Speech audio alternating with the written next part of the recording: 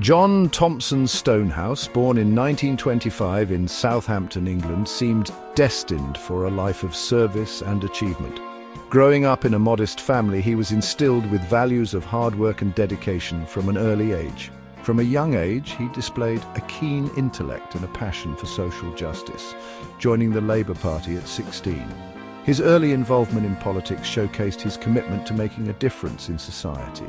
He trained as a pilot in the Royal Air Force, honing his skills and demonstrating a commitment to serving his country. This period of his life was marked by discipline and a sense of duty, qualities that would define his later career. Following his time in the RAF, Stonehouse pursued higher education at the prestigious London School of Economics. Here, he further developed his understanding of economics and politics, laying the groundwork for his future endeavours. In 1948, he married Barbara Jones Smith, a woman who shared his political aspirations. Their partnership was not just personal, but also deeply rooted in their mutual desire to effect change. Stonehouse's political career took flight in 1957 when he was elected as the Labour Cooperative MP for Wednesbury and Walsall North. His entry into Parliament marked the beginning of a promising political journey. His charisma and dedication to his constituents quickly propelled him through the ranks of the Labour Party. Stonehouse was known for his eloquence and ability to connect with people from all walks of life. At 43, Stonehouse became Postmaster General, introducing innovations like first and second-class stamps. His tenure in this role was marked by significant reforms and modernization efforts. However, behind this facade of success, shadows of doubt and suspicion began to gather. Rumors and whispers of misconduct started to circulate, casting a pall over his achievements. His seemingly impeccable career was about to face unprecedented challenges. The coming years would reveal a complex and controversial figure whose life story would captivate and intrigue many. As Stonehouse's political star rose, he became a prominent figure in British politics, known for his eloquence and charisma. Whispers of his alleged involvement in espionage began to surface, casting a shadow over his rising career. In the 1960s, during the height of the Cold War, suspicions arose that he was passing confidential information to Czechoslovakia, a Soviet-aligned state. These allegations, fueled by the defection of Czech intelligence officer Josef Frolik in 1969, sent shockwaves through British society, causing widespread disbelief and concern. Frolik alleged that Stonehouse was a paid informant for the Czech intelligence service, a claim that was both sensational and damaging. An inquiry was launched to investigate the claims, involving extensive scrutiny of Stonehouse's activities and associations.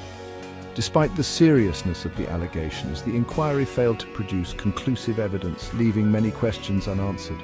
Stonehouse vehemently denied any wrongdoing, maintaining his innocence in public speeches and interviews. His supporters rallied around him, dismissing the accusations as politically motivated slander, and continued to back him fervently. However, the suspicion lingered, casting a long shadow over Stonehouse's career and affecting his political standing. Years later, the release of previously classified documents from Czech intelligence archives suggested that Stonehouse had indeed provided information, reigniting the controversy. These documents also revealed that the Czech handlers had been less than impressed with the quality of information provided by Stonehouse, describing it as mediocre at best. Nonetheless, the confirmation of his espionage activities further tarnished his legacy, leaving a permanent stain on his once promising political career. While navigating espionage allegations, John Stonehouse's personal life and business ventures began to unravel. His once thriving career in politics gave way to a string of failed business ventures. Companies like the London Capital Group and Connoisseurs of Claret Limited crumbled under mismanagement. These failures drained his personal finances and exposed him to accusations of fraud. As his financial woes mounted, Stonehouse's personal life also began to crumble. He became embroiled in an affair with his secretary, Sheila Buckley, further straining his marriage. Desperate for a way out, he began to contemplate drastic measures. It was during this tumultuous period that the seeds of a daring and audacious plan began to take root in his mind. On November 20th, 1974, the world watched in astonishment as news broke that John Stonehouse had vanished without a trace.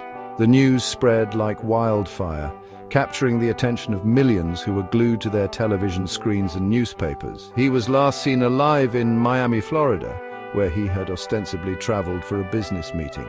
The bustling city, known for its vibrant culture and sunny beaches, was the backdrop for this mysterious event. However, his disappearance was no ordinary missing person case. It quickly became apparent that there was more to the story than met the eye as authorities and the public began to piece together the puzzle. It was a meticulously crafted act of deception, a desperate attempt to escape his mounting problems.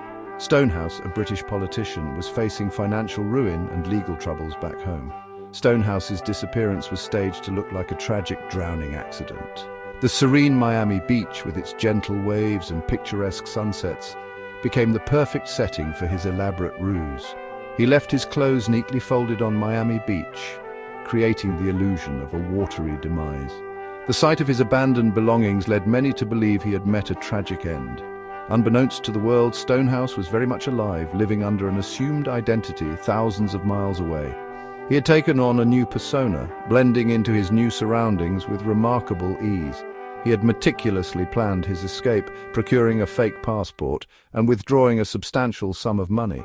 His careful preparations ensured that he could live comfortably while evading capture. His disappearance became a global sensation, dominating headlines and fueling endless speculation. The media frenzy that followed kept the world on edge, as everyone wondered where John Stonehouse could possibly be. While the world searched for his presumed drowned body, John Stonehouse was busy constructing a new life under a false identity. He had flown from Miami to Australia, where he adopted the alias Joseph Markham. Stonehouse's life as Joseph Markham was a far cry from his former existence as a high-profile politician. He blended into the background, taking on odd jobs and avoiding any attention. He maintained a low profile, constantly looking over his shoulder. As Markham, Stonehouse attempted to build a new life for himself. Despite his best efforts to remain anonymous, Stonehouse's past eventually caught up with him. His disappearance had become a global news story, and his face was plastered on wanted posters around the world. John Stonehouse's life as Joseph Markham came crashing down on Christmas Eve 1974. He was apprehended in Melbourne, Australia, not for his own crimes, but during a police search for another high-profile fugitive, Lord Lucan. Stonehouse's capture was a case of mistaken identity. Police, acting on a tip regarding Lord Lucan's whereabouts, descended on a Melbourne bank where Stonehouse was attempting to withdraw funds. Initially, Stonehouse tried to maintain his charade, claiming to be the victim of mistaken identity. However, fingerprints taken at the time of his arrest revealed his true identity. The news of Stonehouse's capture spread like wildfire, captivating the world. Following his dramatic arrest in Australia, John Stonehouse was extradited back to the United Kingdom to face charges. The disgraced politician, once a rising star in the Labour Party, was now facing the full force of the law. Stonehouse's trial was a media sensation, drawing intense public scrutiny. The prosecution presented a compelling case, detailing the elaborate steps Stonehouse had taken to fake his death and defraud insurance companies. In a surprising turn of events, Stonehouse chose to represent himself in court. He delivered a rambling defense, attributing his actions to a mental breakdown. Despite his attempts to plead insanity, the jury found Stonehouse guilty on multiple counts of theft, fraud, and deception. He was sentenced to 7 years in prison, marking a tragic end to a career marred by scandal and deceit. The fallout from John Stonehouse's actions reverberated through his family. His wife Barbara, who had initially believed he had drowned, was left devastated by his betrayal. Stonehouse's children were equally impacted by his actions. His daughter Julia emerged as a staunch defender of her father, attributing his actions to mental illness. She vehemently disputed the espionage allegations against him. The Stonehouse family became a microcosm of the divided public opinion surrounding John Stonehouse. Some viewed him as a cold and calculating criminal, while others saw him as a deeply troubled individual. Even after his release from prison, John Stonehouse remained a controversial figure. Decades after his dramatic disappearance and subsequent capture, John Stonehouse remains an enigma. The motivations behind his decision to fake his death and assume a new identity continue to be a subject of debate. Was Stonehouse driven by financial desperation, seeking to escape mounting debts? Did the pressure of the espionage allegations push him over the edge? Or was he, as his daughter Julia maintained, a deeply troubled individual? The passage of time has done little to unravel the complexities of John Stonehouse's personality and motivations. The story of John Stonehouse serves as a reminder that behind the veneer of success often lie hidden depths, capable of driving even the most promising individuals to commit extraordinary acts.